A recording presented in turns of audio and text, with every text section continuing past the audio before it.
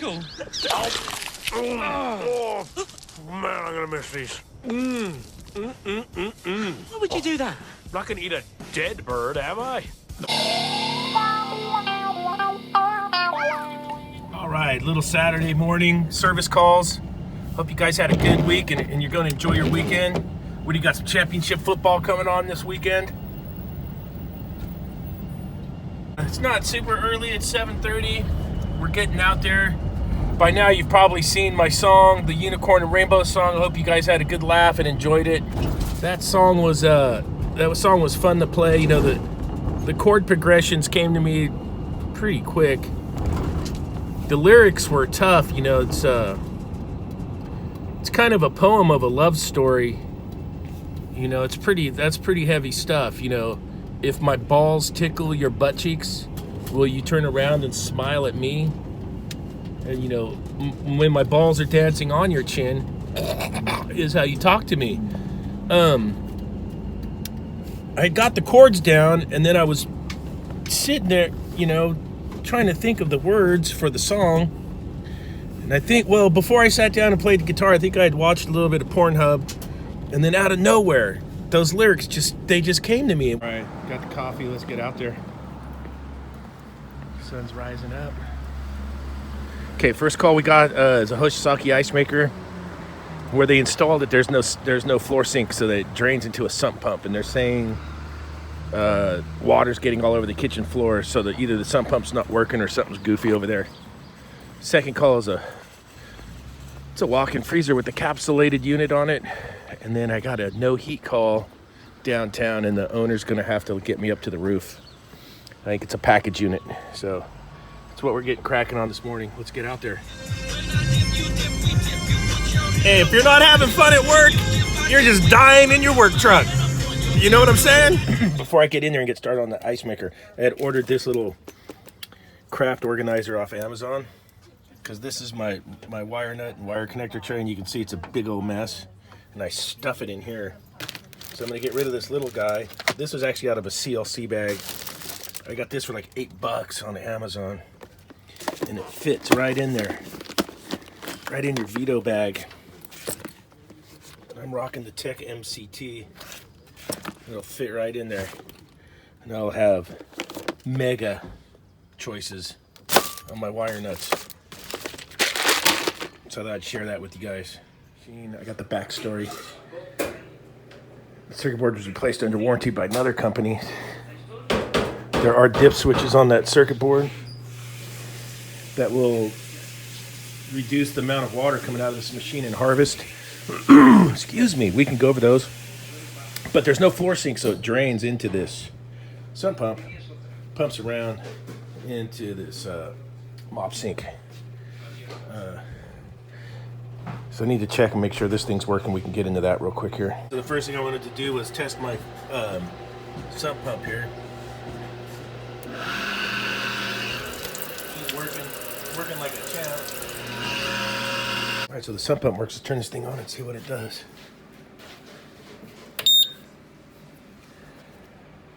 I'll get it going here.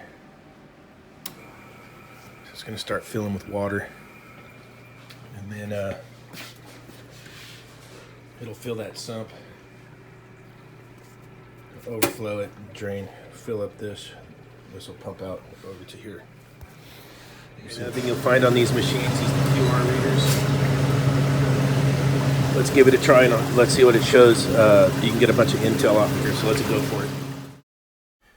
All right, so I went into it here. I'm filming my screenshots. It took me right to a ton of good information, warranty status, where it's located at, and tons of different prompts to get into different pages. I did find the manual on here. What I was looking for was the dip switch settings on the circuit board. This unit has a J board. My tech spec book did not have the J board information.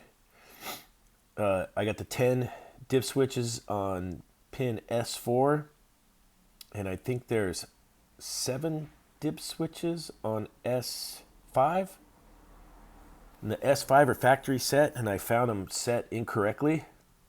And then I set the S4 pins to fit my needs on this machine. And into its first defrost,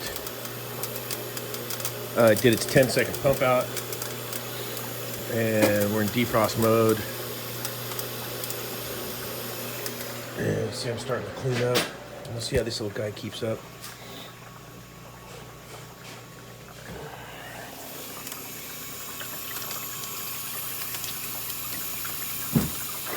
It's defrosted and the pump's keeping up. I want to make sure that water pump doesn't pump out at the end of defrost. Maybe I can spy on that over there. It's working. In the end of defrost, I don't want this to pump out. Came out of defrost and we're right back into the freeze cycle. So that looked good. The sump pump kept up. So I'm gonna clean up this water here. I got calls booking. I just got another service call too. All right, pay attention. This is where all that trade school and hard work, learning, and smarts come into play in this trade. It's very important right here.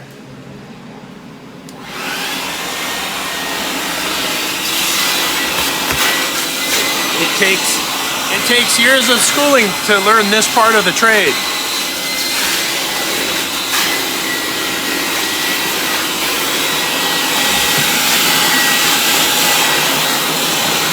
For you guys, not intended for outdoor use. I find these outside all the time. And here's some other information from Hoshizaki. Huber models, 900 pounds and smaller. Go 1/4 inch ID for your water supply, and if it's larger than 900 you can go 3/8.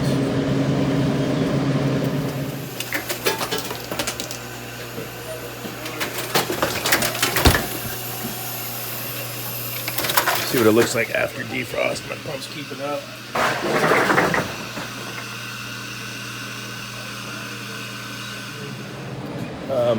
That's a J circuit board. So there's E, G, H, J. That's a J board.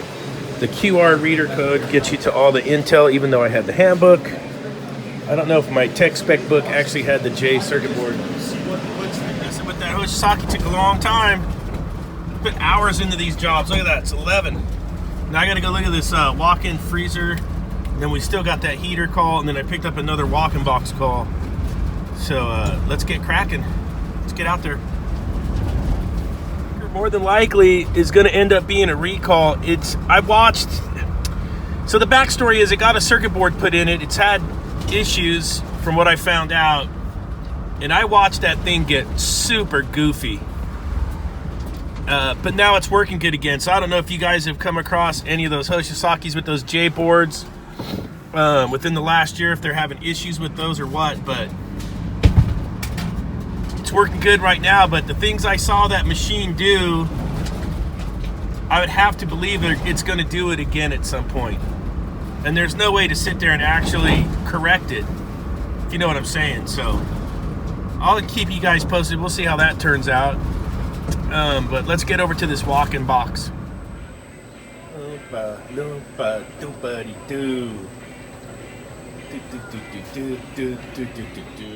here's the unit. I just got done unscrewing all the screws. We're gonna take the cover off. It just went into defrost, and it's running at like 25 degrees. So it's a walk-in box.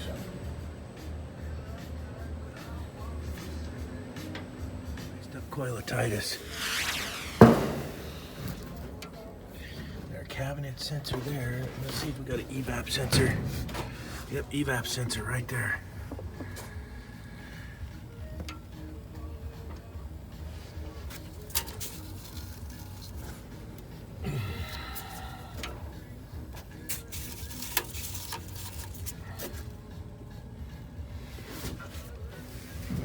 Let's see, got heaters. There's one heater. Let me get my amp probe on that. Let's see how we're making out. So we're pulling amps. 5.6 amps. I watched it already come out of defrost. I had to manually make it go back into defrost. I think we got a bad evap sensor. This is what it's looking like. That's what it looks like when you're working on these. See how your head's all in the T-bar? Yeah, I'm crawling on these right here. Got to defrost again. It's time to let it go into the freeze cycle. And it only defrosted for like 3 minutes.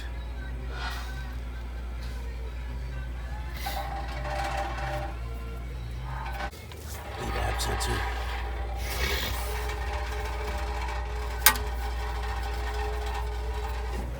I got the evap sensor replaced. I got it up and running. Go in here and see.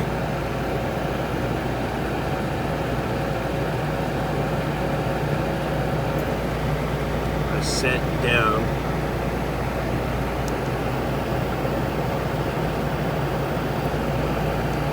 D2 is my evap sensor. 14 degrees. Now I can try a manual defrost and see if it'll stay in defrost.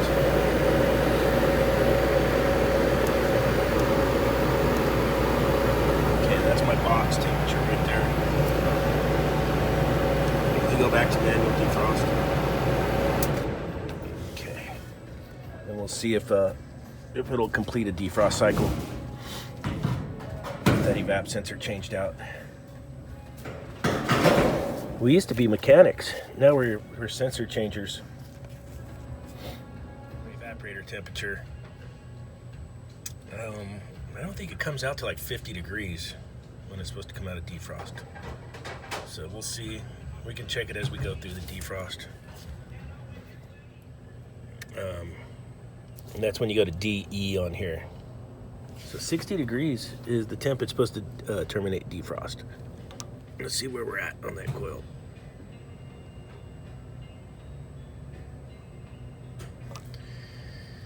If it'll cooperate with me.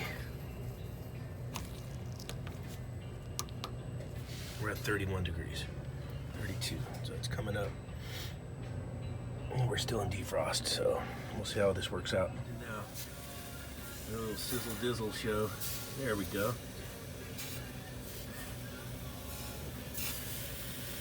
The old dirty rotten evap sensor. Done with that evap sensor. It's 12:57 now. I gotta go grab some water. I forgot to fill my water bottle. Then I'm off to that heater call for the downtown one. The guy's on me.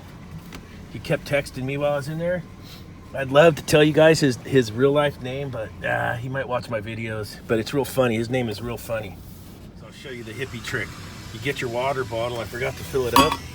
I bought the plastic one, and then I'll pour the plastic one into my metal one. Then they think you're all up to speed. There's hippie tricks.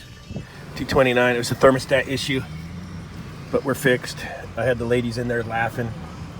And the lady's all, "You're funny." And I had to take my shoes off to walk across the yoga mat.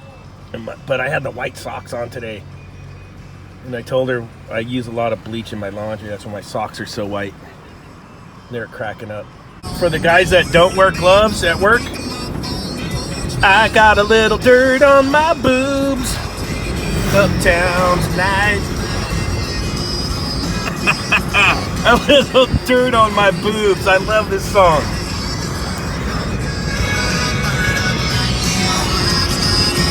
Dirt on my boobs.